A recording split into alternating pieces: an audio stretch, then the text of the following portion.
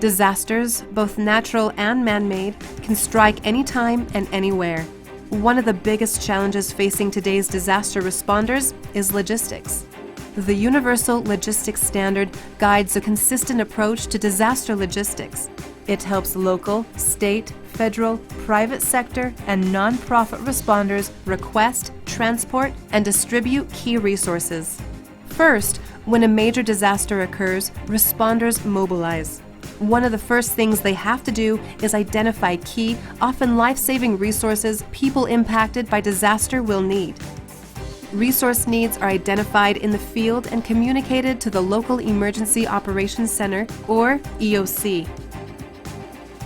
Mission requests or identified shortfalls or gaps are identified at the command post. They are communicated to the EOC. If a resource request cannot be filled locally, it is sent to the state EOC. In a normal incident, if the incident commander requests a certain type of resource, and that gets transmitted to the Emergency Operations Center. Once it's received in the Emergency Operations Center, we first find out if locally we have that resource available to them. If we don't have that resource locally or regionally, we kick that request up to the State Emergency Operations Center.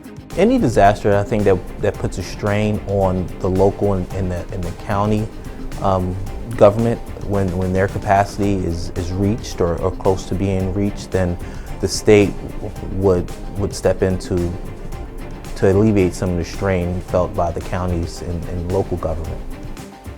Major disasters can create strain on available resources. If the state cannot fill a resource request, it will be transferred to the federal level.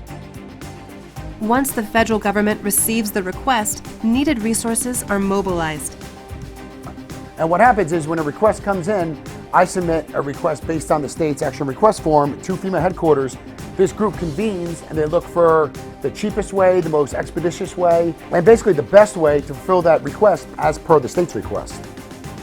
In implementing the Universal Logistics Standard, we ensure a consistent approach that gets the right stuff to the right place at the right time. Well, I mean, communication is key in any endeavor. Having communications from a local to federal level is extremely important, especially in a catastrophic event when assets and resources are limited. It's extremely important for everyone to be talking the same language, using the same terms. And if we do know what's out there, what's available to us, we are able to minimize the chaos and get ourselves back to normalcy in a quicker fashion and a quicker standpoint.